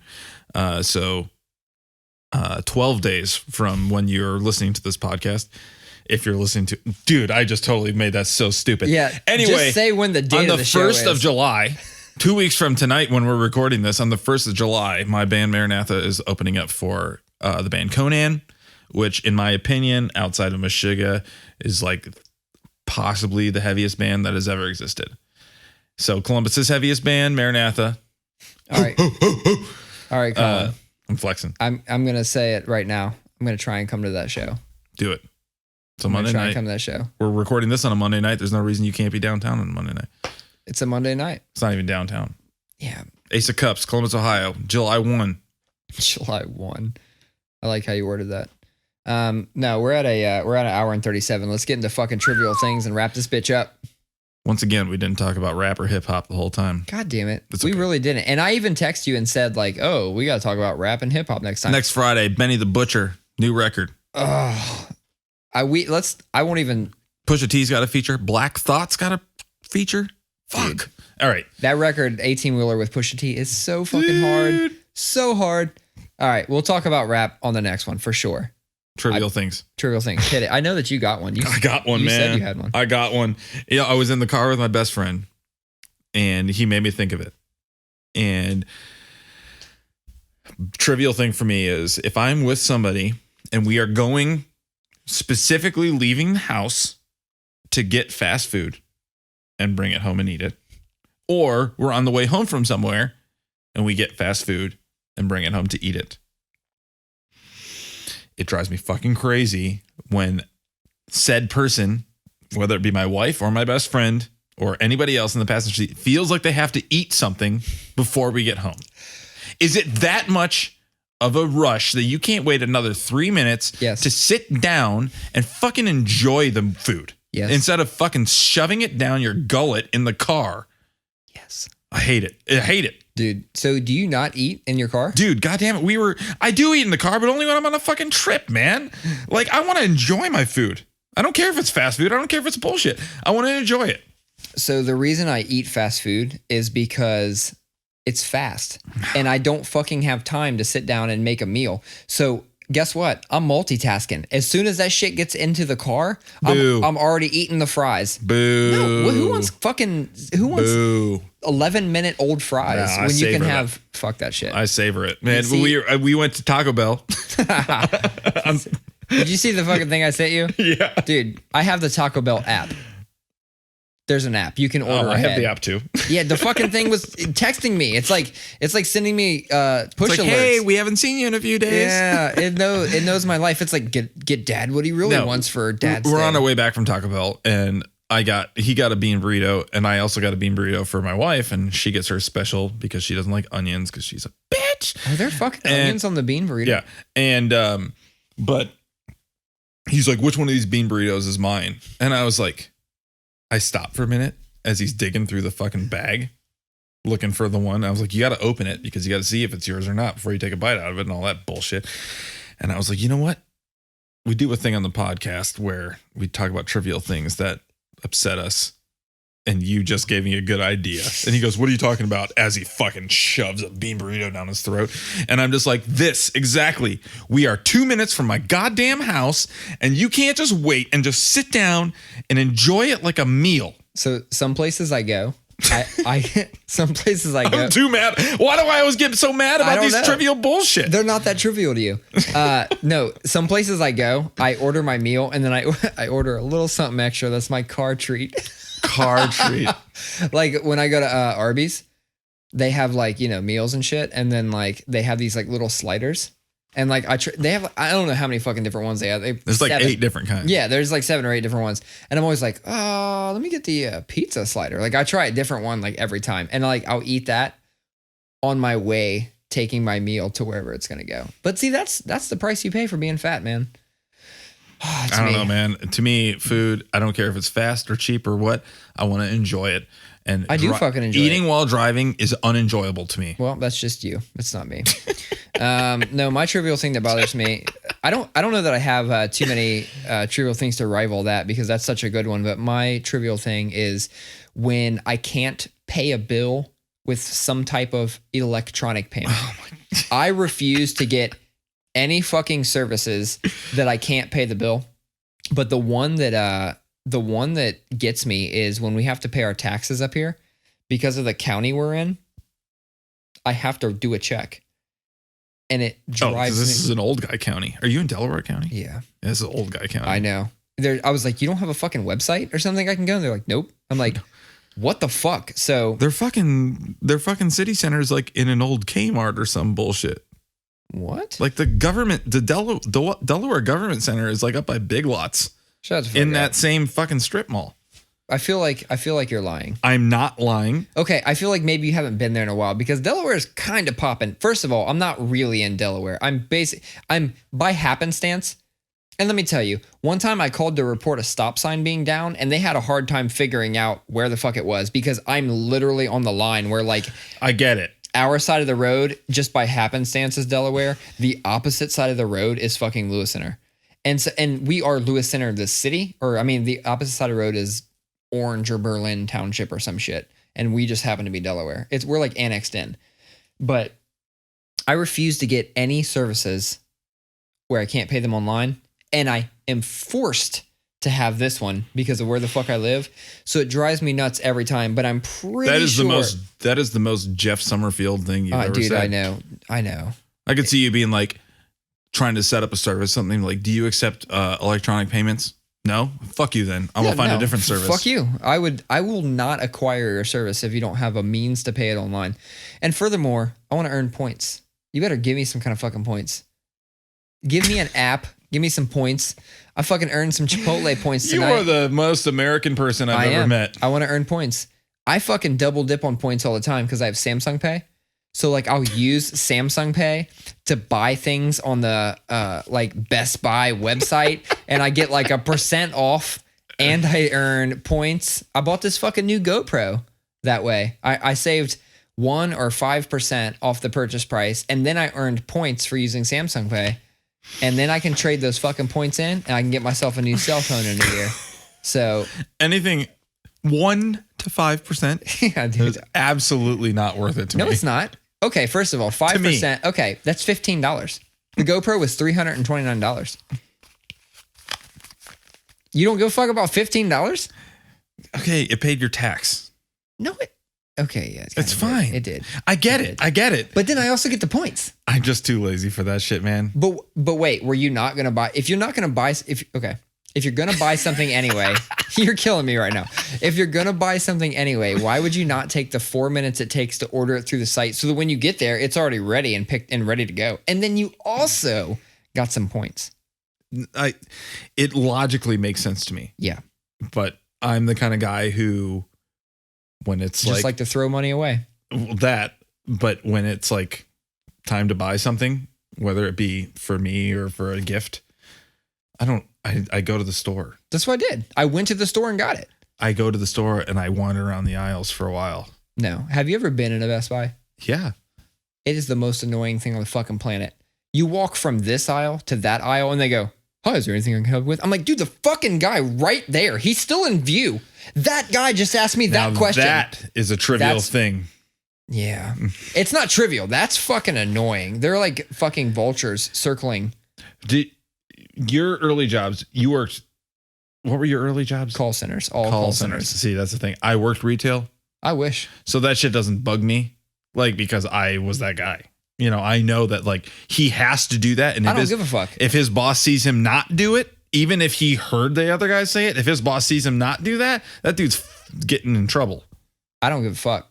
You better come over and like lip sync some shit to me. You better come over and use your mouth like you're about to say some words. And so somebody from a distance or a fucking camera in the sky can see you mouthing words at me, but don't fucking talk to me, especially if I just wandered one aisle into your section and the dude right there is still in view. You know that asshole just asked me if there was anything he could help me with. Dude, I get it, but I would rather do that than get something in the mail that was deep in the Amazon suggestions that I don't know if it's going to be right or not because that I waited 3 weeks for. You talking about my 4K camera that's upstairs? your Faux Pro. Yeah, my Faux Pro. Now I'm going to give that to my kid. Let him strap it to his handlebars and ramp some shit. I mean, that's the best thing to do with it. All right. Episode 11 is in the fucking books. 11. I only went 2 beers in. Well, that one's yours. All right. 11. Peace out. Peace.